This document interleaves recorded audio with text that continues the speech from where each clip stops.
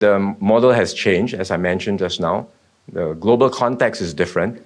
And so for Singapore, given that we are just a small island city, how do we respond? We have to double down on our collaborations with partners. These things will not change with one meeting, and it's also very hard to tell how things will evolve month by month, year by year. They had a good discussion and conversation. I'm glad it took place and that it has provided some stability. I think it's more of a temporary truce and some guardrails around the relationship, which is much needed and very welcome, certainly by all the economies in APEC. This is much needed to provide some predictability, but it is short-term. And I think the underlying structural issues have not been fully resolved. The rivalry between the two countries remains. The mutual suspicion, the distrust of one another remains. So we just have to be realistic. It's a relief that this has taken place, but we should also be very clear that the underlying concerns and the underlying rivalry between the two great powers will continue. There's always been security carve-outs in trade agreements for national security, and these were in the past used sparingly. But nowadays, security is used very liberally, not just security in the traditional sense of defense, but also economic security, supply chain security, and technology security.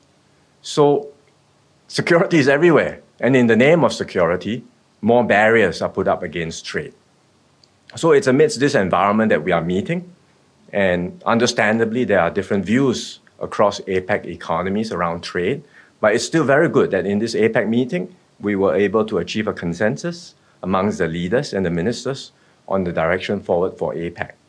That is generally still pro-trade, despite all the different modifiers.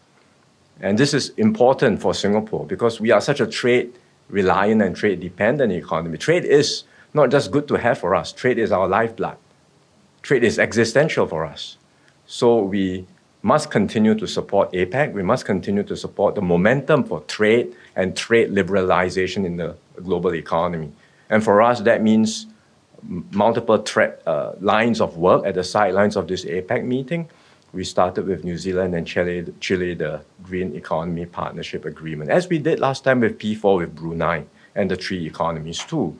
We have to be realistic about the challenges of WTO reforms and trade policy reforms globally.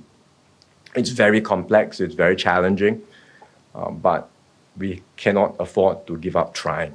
So we have to keep pushing at this and do our very best to achieve reforms. Even if the trajectory may not always move in a linear fashion. To illustrate, when we talk about the green economy, what are we saying? There are still differing standards around some very basic things. What is a carbon credit? Disclosure standards for businesses may be different.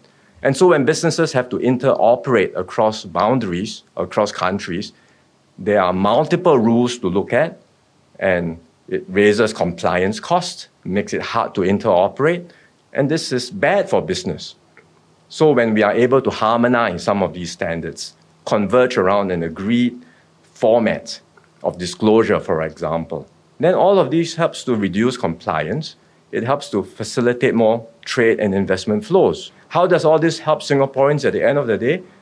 Well, the simple formula is more trade, more investments leads to better jobs for Singaporeans. But trade also has a lot of intangible benefits. When we trade with one another, it leads to more competition, but the competition sharpens our capabilities. There's an exchange of ideas. The era we are in is going to be different from what we had in the past.